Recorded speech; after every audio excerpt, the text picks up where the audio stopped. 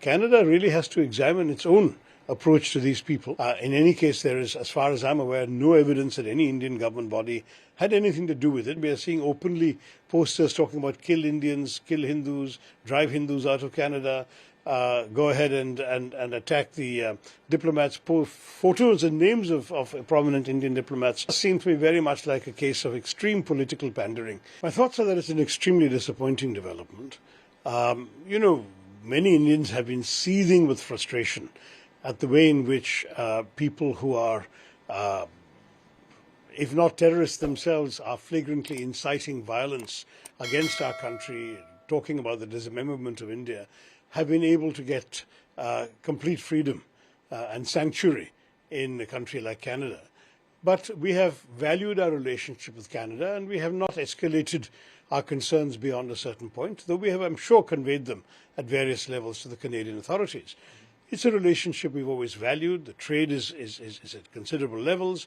We have a large Indian diaspora population there, 1.7 million people in a country of just 40 million. We also have, of course, a large number of Indian students, and the number has been increasing. So there have been a lot of things we value in the relationship. I would have expected that Canada would value the relationship as well.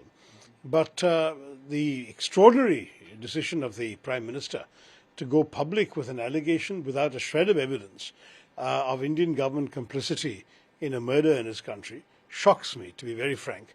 I believe the story is that it was triggered by the fact that a media leak was about to happen of this allegation. A media story is one thing for a Prime Minister, for political reasons, to want to get ahead of a media story. It really looks like it's doubling down on the pandering to a certain political element in that country. We know the government is dependent upon certain support, and perhaps this is why they needed to do that. They have elections also coming up very soon.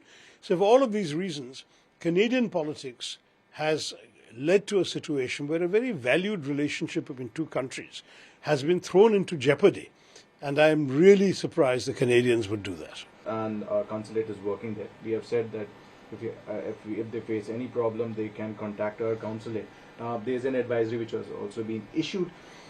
Looking at the way the diplomats were fired, right from if you say in Canada, and now one diplomat was also expelled from in New Delhi as well. How do you look at this balance which is going on? Because there is a classic case of tit for tat going on. Mm-hmm. So the Canadians expel an Indian diplomat, Indians expel a Canadian diplomat, Canada does something else, India does something else in return. Today India has initiated some action. I don't know how that's going to be responded to on that side. It's most unfortunate. I really believe that we must arrest this deterioration in the relationship. Obviously, when there is any concern of this nature, the responsible thing to do would have been to come and have strong, closed-door conversations in India with the Indian authorities, but never to take it to a point where publicly you are throwing an entire relationship into such disarray. I think that's for the Canadians to explain, because honestly, there has been a lot of frustration, as I mentioned earlier, from our side, because we know that these are not just airy-fairy rhetoricians. These are people who have actually wielded weapons, who have been complicit in mass murder and mass mayhem. And therefore, they're not just an ordinary situation. You must understand that in the old days, immigration meant people went to another country and assimilated there, got involved in that country's politics. Mm-hmm. We are now seeing a new phenomenon where immigrants to Canada have become Canadian citizens, but are not doing anything in Canadian politics. They're focusing on how to actually do damage to their country of origin. To my mind, that is a very dangerous development. And Canada really has to examine its own approach to these people. It's all very well to claim outrage that a citizen has been killed in Canada.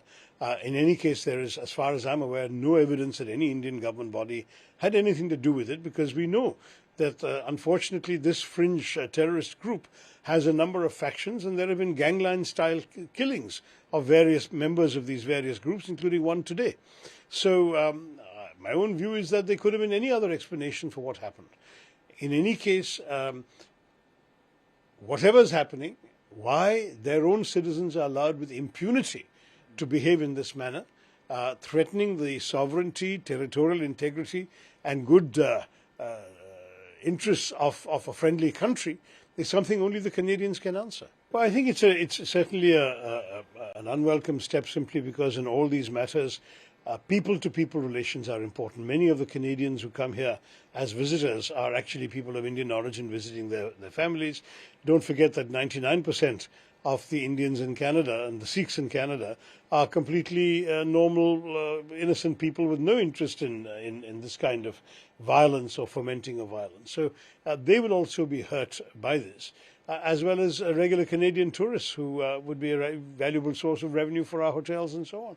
So I think it's unfortunate that it's come to this matter, but I can understand the concern that the Indian government feels that if in the process of processing visas, you're vulnerable to attack by these irresponsible elements whom Canada is not able to protect you against, then it becomes a problem. I think if Canada had taken a robust approach, saying that they will look after the security of diplomats stationed in their country, it would have been a different story. But unfortunately, we are seeing openly posters talking about kill Indians, kill Hindus, drive Hindus out of Canada, go ahead and attack the diplomats. Photos and names of prominent Indian diplomats have been shown at rallies. There was a rally in which the assassination of Indira Gandhi was depicted in gory detail as if it's something to be celebrated.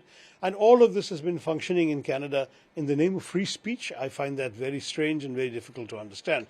Certainly, I can assure you that in our country, no foreign elements would be allowed to threaten diplomats of another country or another country's territorial integrity without very severe action being taken by the government of India.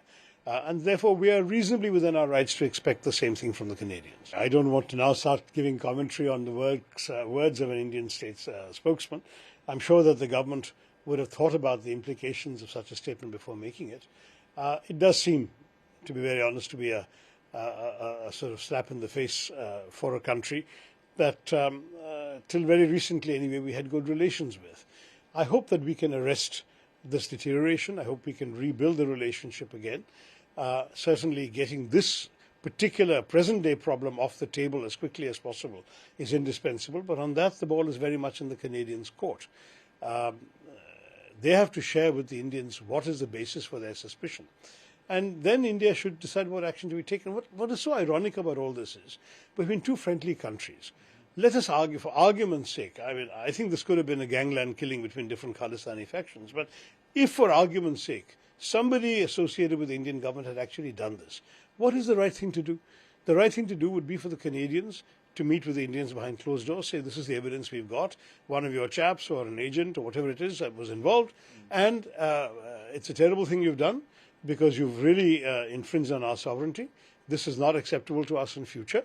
But whatever action is to be taken, quietly withdraw the people who gave these orders from our country, and we will forget about it. But we will not let you understand. We want you to understand that we don't appreciate that kind of language. I mean, frankly, these things happen between countries, I'm sure. And from my experience, you can deliver tough messages in private, but the moment you go public, you create a situation that inevitably will provoke a backlash. And I'm really surprised that a government would do a thing like this. A prime minister, no less, would do a thing like this. And it does seem to me very much like a case of extreme political pandering to certain interests in Canada associated with his party. And I think that's not the way you treat a friendly government without being paying any heed to the diplomatic consequences thereof. Look, we have been advocating a women's reservation bill. We passed one, as you know, in 2010 in the Rajya Sabha. It would have been the easiest thing in the world for the government to just retrieve that text and pass it again. But what they've chosen to do is to amend the text in such a way as to introduce two new conditions. One is a census, and as you know, the 2021 census didn't take place, and they have still not announced a new date for the census. And secondly, a delimitation, which will only follow from a census. Now, with two major sort of milestones that have to be crossed before the bill is implemented, and neither milestone has a date attached, it looks to me very much like another one of these celebrated BJP jumlas, where you promise something you have no intention of delivering. And that seems to me what has happened in this bill. So it was striking that even parties that had objected in the past to this bill, voted along with it now, and with the sole exception of one party of two MPs, we have had an enormous unanimity amongst the Lok Sabha members yesterday, and I'm sure we'll see something similar in the Rajya Sabha today.